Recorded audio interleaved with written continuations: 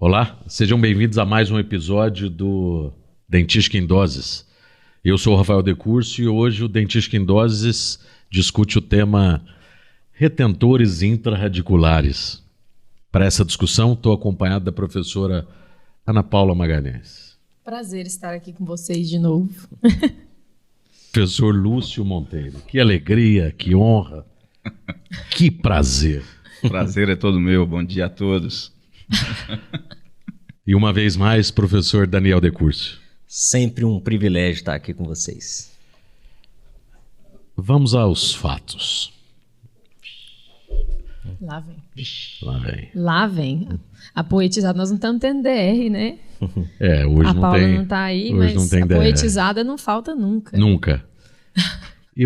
Na realidade, essa eu iria começar sem poesia mesmo, mas eu vou tentar manter a formalidade do A processo. gente tinha que colocar uma vinhetinha da poesia, assim, uma música clássica no fundo. Rafael, o pensador. Então, já que é um podcast, eu vou perguntar. Pino or not to pino? Bom, vamos falar sério, né? A gente, mais uma vez, né? A odontologia vive o seu processo evolutivo, conceitual, científico e técnico. Vivemos a geração da instalação dos retentores intrarradiculares metálicos por necessidade. Passamos por evolução, vivemos uma fase de instalação de retentores, por exemplo, de fibra de vidro, e agora estamos na fase da exclusão dos retentores, né? O que vocês pensam sobre o uso ou não da retenção intrarradicular? Desconsidera-se, já é um procedimento a ser excluído da nossa prática clínica, ou ainda é um procedimento a ser utilizado? Professor Daniel Decurso. Esse é um tema que a gente sempre debate, né, e conversa junto entre as equipes, né, do Science, Dentística, e é um tema que hoje se tornou polêmico, né? Mas eu não consigo enxergar como ser polêmico um tema que está envolvendo a evolução da odontologia. Então vamos, como você diz, aos fatos. A odontologia ela vive uma evolução constante, as técnicas mudam, os materiais evoluem, as possibilidades nossas reabilitadoras elas também vão se alterando ao longo do tempo e hoje nós temos possibilidades, né? É claro que toda mudança de protocolo clínico, toda mudança nossa de conduta clínica, ela precisa ter um embasamento científico, né? Nós não podemos ser pioneiros em mudanças radicais dentro dos procedimentos, protocolos e planejamentos que nós vamos realizar. É um futuro da odontologia reabilitadora? Eu, como endodontista, vejo que sim. São vários pontos que nós temos aí no futuro próximo para avançar. Mas já é uma realidade para o clínico? Na minha visão, ainda não.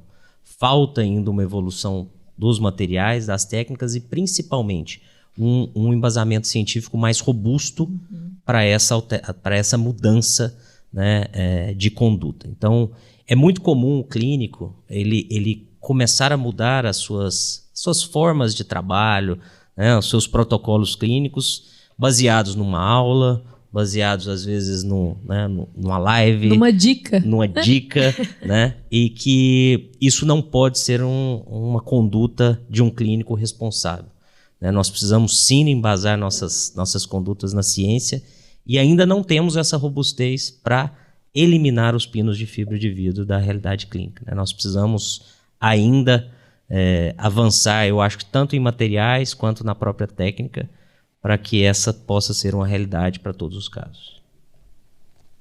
Eu acho que o que a gente mais observa é isso, né? Que as pessoas elas querem soluções rápidas, práticas e simples.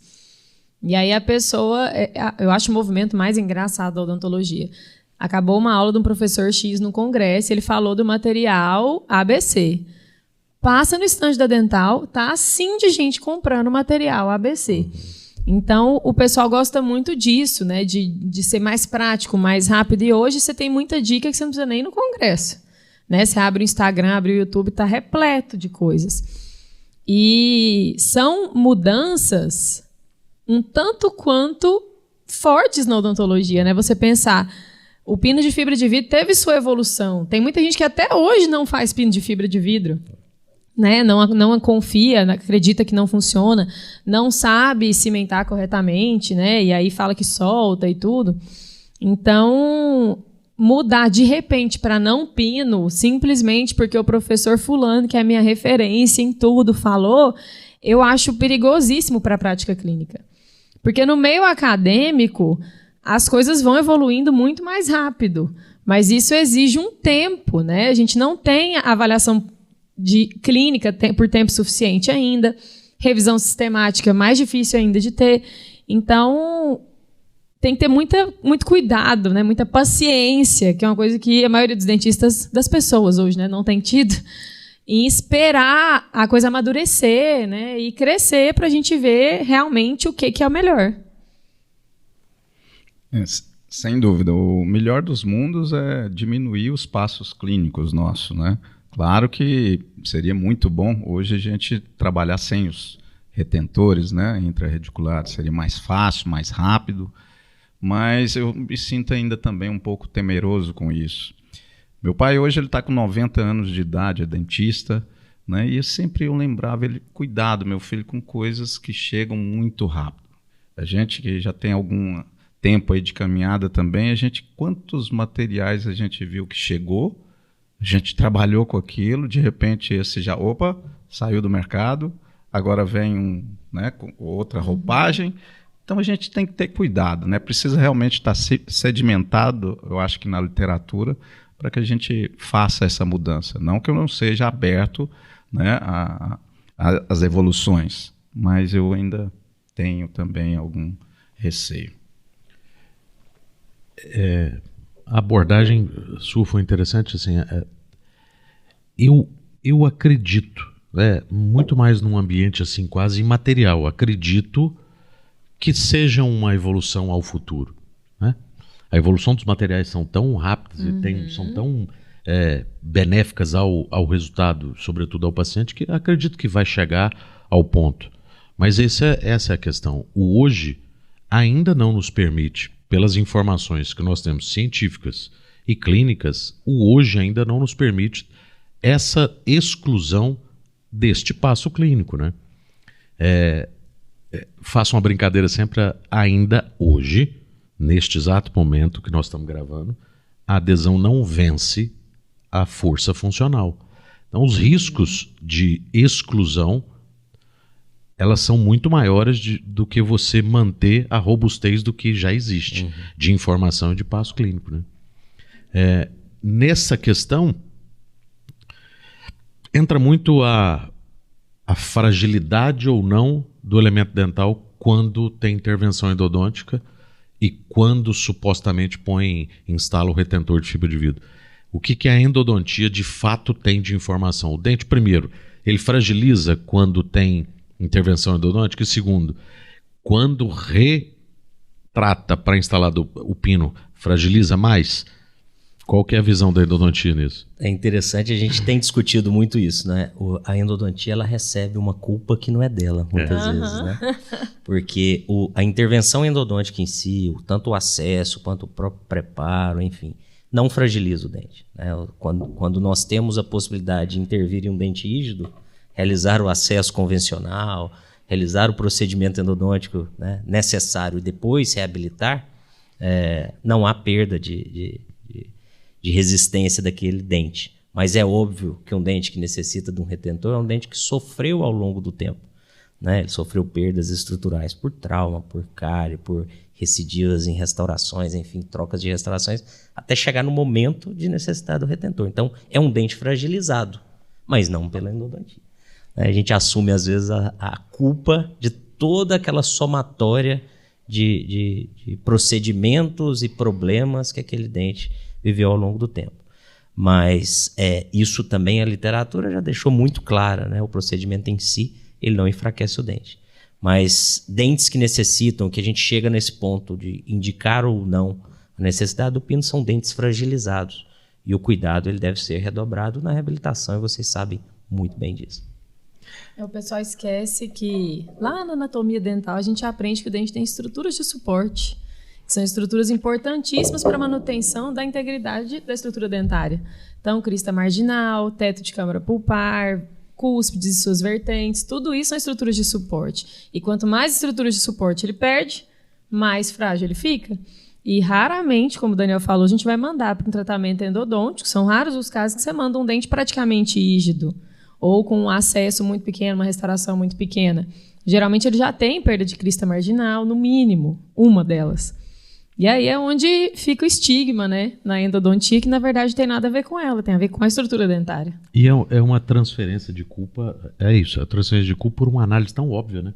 Aí o dente está fragilizado porque ele já sofreu muito. Ponto final. Se ele está precisando de tratamento endodôntico, ele já sofreu muito. Qualquer intervenção que a gente faça é justamente para estender a propriocepção. É manter aquela unidade. Né? Para você, professor Lúcio, qual é a função do suposto retentor? Quando, pela filosofia que a gente preconiza, o dentista, a academia, não importa, quando indicar por que ele existe a necessidade de instalar um retentor intraradicular? Essa instalação desse retentor, eu preciso reter uma restauração, né? Se eu olho o nome diz, né? O nome retentor. Já vou reter alguma coisa. Então, se há uma discussão também, né, Danielzinho, quando a gente vê se essa raiz tem férula, não tem férula, que é uma discussão, né, muito tensa, sobretudo, de novo, com os implantodontistas. Se não tem ali 2 milímetros de férula, vai para o implante. Aí a gente volta um pouquinho. Peraí, nós temos trabalho na literatura que mostra que o ideal é ter férula, mas quando não tem, o melhor retentor seria um pino de fibra de vidro, não é? Porque eu tenho previsibilidade ainda, vou manter esse dente ainda em boca, para reter uma restauração. Se a gente for para a engenharia, a gente consegue visualizar um pouco isso, né? Eu vou construir uma base para dar suporte para o que vem em cima, não é isso? Então, é para reter os materiais. Seja uma coroa, seja uma Agora, é interessante que agora eu fiz essa pergunta para o passo para gol, né? Pensando, de novo, sempre pensando, né? E a gente aborda isso no curso que a gente ministra juntos, né? Da equipe dentística e Endoscience. Sempre tivemos a convicção, pela própria informação da literatura, que o retentor intraradicular, o objetivo é reter o material restaurador, direto ou indiretamente, né? Ponto final. Mas recentemente tivemos a graça da publicação de uma revisão sistemática que mostra mais do que a retenção, reforçar a estrutura, a unidade funcional quando do uso do retentor de fibra de vidro, né? Você tem uma melhor distribuição das tensões na raiz, né? E não concentra na região cervical quando não se utiliza. Então é interessante, né? As informações elas precisam ser interpretadas, estudadas e não só ditas de forma vazia, né? Então a ciência sempre contribuindo aí para o entendimento do processo. E não é só o pino, né? É a adesão do pino que faz essa distribuição de tensões, né? Que é uma das funções da adesão, que não é só manter em posição, mas sim distribuir tensões. Então é uma grande vantagem que a gente tem aí com o uso adequado, uma cimentação bem feita de um pino de fibra de vidro. Assim, é interessante, e esse é um tema parece que tão óbvio, mas gera tanta discussão, tanta polemização, né? Mas são duas vertentes, assim, para analisar sobre, especificamente, a instalação do pino de fibra de vidro. Primeiro delas é se você fala que reforça a unidade funcional, parece que você está cometendo uma heresia, porque são décadas de dogmatização de que só serve para reter. Mas aí, para mim, entra a questão, um erro interpretativo analítico sobre a ciência. O histórico da retenção intraradicular, ela é baseada no metal, não reforça. O pino de fibra de vidro, ele tem comportamento biomecânico semelhante à estrutura intraradicular. Então ele tem uma análise completamente diferente de toda a base literária. Então precisa ser a partir daquilo analisar. Daí vem essa publicação que vem a trazer luz um pouco a essa visão crítica sobre a instalação só para reter. E aí é muito simples, assim, acho que a análise é muito óbvia, né? Se eu tenho um conduto preenchido com material plástico e eu substituo parte desse material plástico por um material que se comporta semelhante à própria unidade, é óbvio também, e aí vem a luz da ciência, por sorte, é óbvio que vamos ter não só a retenção, mas um comportamento de unidade funcional. Estamos falando de raiz, endodontia, pino, adesão e material restaurador. Melhor, né? E a outra discussão também que gera bastante polêmica é você agora falar sobre férula, né? Porque também, mais uma vez, todo o histórico da literatura é baseado em pino metálico, em que não havendo outra opção, era a única. Então tem que ter férula? Óbvio que tem que ter férula. A questão não é essa. O ideal é ter 2 milímetros. 3. O ideal é que não precise de pino. Esse é o ponto. O ideal é que não tenha quebrado esse dente. A coroa esteja rígida, o ideal é que não tenha cárie, entendeu? Porque até na formação de opinião a gente fica na zona de segurança, né? O ideal é ter 2 milímetros de férula e segue o ritmo. E quem está sentado fala, meu Deus do céu, os meus pacientes não têm férula. Eu quero saber esse paciente. O que eu faço, né? Porque a discussão de ter 2 milímetros, 3 milímetros é óbvio. O ideal é não precisar. Mas se não tem, eu tiro e ponho implante? Quer dizer, qualquer discussão, o pensamento que vocês têm, à luz da ciência e da experiência clínica sobre a tal férula, né? Porque, ponto final, tem que ter férula, ótimo. E se não tiver, esse é o ponto. E tem que entrar o bom senso também, né? Vou mensurar, tem 1,96. Não, então não atingiu os 2. Não tem 2 milímetros de férula. Não pode. Bom senso também cabe, né? Quando a gente traz para a nossa odontologia estética, sempre falando de média, né? Quando é média, por exemplo, de exposição de bordo. Não, é uma média. Não, para mulher, 4. Espera aí, deu 4,1. Não vou pôr, tira o 1, porque né, tem que engessar. Bom senso cabe para tudo também, né? Sempre. A exposição do bordo e a férula. Vamos voltar para a férula. Volta para a férula. O que você pensa sobre isso? É óbvio, que a endodontia pensa? É óbvio que a presença de estrutura coronária, o quanto for, é o ideal. Né? Não tendo, eu acho que a análise é mais da estrutura radicular. Né? Então, se nós temos estrutura suficiente para reter e distribuir essas tensões com pino de fibra. Acho que o ponto é uma análise da estrutura radicular.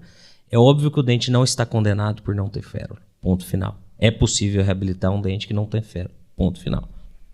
Até para a gente poder trazer a discussão do episódio anterior, né? É estender a propriocepção à unidade, porque a evolução da ciência vai acontecer dos materiais, né, Ana? Quanto mais tarde a gente deixar esse implante, melhor, né? A gente sabe que existe um ciclo, né, de restaurações. A gente sempre troca uma restauração antiga numa restauração maior. Então, o fim de um dente restaurado, né, é ele ser condenado e virar um implante. Mas isso pode ser postergado ao máximo, né? Eu acho que é aí que entra essa discussão da férula. Eu vou condenar porque não tem férula, não vai ter estabilidade, não vai ter retenção, não vai ter... Calma, dá pra gente segurar um pouco, né? Dá pra gente manter osso ali, dá pra gente manter saúde periodontal e tentar postergar esse implante? Talvez valha a pena, né? E aí é onde a gente tem que entrar com o nosso conhecimento, nossa experiência e a discussão com o paciente, né? Mais uma vez, puxando o podcast anterior, né? A gente precisa colocar o paciente nisso tudo, porque ele também tem que entender, né? Que a gente tem várias possibilidades, quais a gente acredita que são as melhores, e tomar essa decisão em conjunto, né? E sempre, às vezes, a gente tem que questionar o que eu desejo se fosse na minha boca. Claro, sempre pautado em ciência, que nós estamos discutindo, mas muitas vezes o profissional olha o paciente, mas não vendo como se fosse ele. Porque e agora na minha boca? Opa, peraí, na dele eu condenei, mas na minha, não, eu queria mais um tempinho para esse elemento, né? Então, acho que vale essa análise também. E para a gente poder caminhar ao fim desse episódio, outra discussão que também para mim beira a rasura é que o pino de fibra de vidro solta. Ele não é bom porque ele solta. de maneira breve, por que solta? Ou por que excluem-se a ideia de instalar porque solta? A pergunta para o endodontista, qual que ele prefere tirar? Um de fibra de vidro ou um metálico? Aí a gente conversa se Não solta. tem nem comparação, né? Aí a gente conversa. Hoje a previsibilidade de remoção de pino metálico é muito alta. O de fibra a gente precisa de algumas técnicas adicionais. Mas nós temos aqui um especialista em adesão, né? Eu tenho certeza que a Ana vai discorrer sobre o tema, mas de uma maneira bem objetiva, né? Da minha visão enquanto endodontista. O grande problema é que o reabilitador, o endodontista que faça, né, essa instalação de pino, ele traz conceitos de uma técnica para outra, né? Então é óbvio que a forma de cimentar um pino metálico é completamente diferente da forma de cimentar um pino de fibra de vidro. E muitas vezes você traz conceitos equivocados, você repete os conceitos e aí você tem os insucessos decorrentes disso. E outro ponto é achar que a técnica é simples. Talvez nós tenhamos menos passos operatórios, mas é uma técnica mais sensível. Então, se não se adequar, não tomar cuidado com todos aqueles passos operatórios da adesão, você pode ter um insucesso relacionado a isso. E aí é mais uma vez a transferência de culpa, né? Você não realiza de forma correta e transfere pro pino, né, a não adesão que você foi incapaz de realizar de forma correta. Se me permitir, acabou. Então não dá nem para dar opinião. Mas eu queria perguntar para ambos, rapidamente. Aliás, eu queria um conselho para os pacientes. Um conselho para os pacientes. Se vai fazer instalação de pino, peça para o seu dentista abrir as gavetas. Se não tem cone de papel no consultório, tá aí uma das chaves do porquê que o pino solta. Tá aí. Pino, nem para o Daniel, pino de fibra de vidro. Quem, em teoria, idealmente deve instalar? O reabilitador ou o endodontista? Para vocês dois. Em uma palavra. Endodontista. Obrigado a todos que nos acompanham e nos vemos nos próximos episódios do Dentística em Doses. Até lá. Até lá. Muito obrigado. Cortou? Agradece. Né? Ai, não deu tempo de agradecer.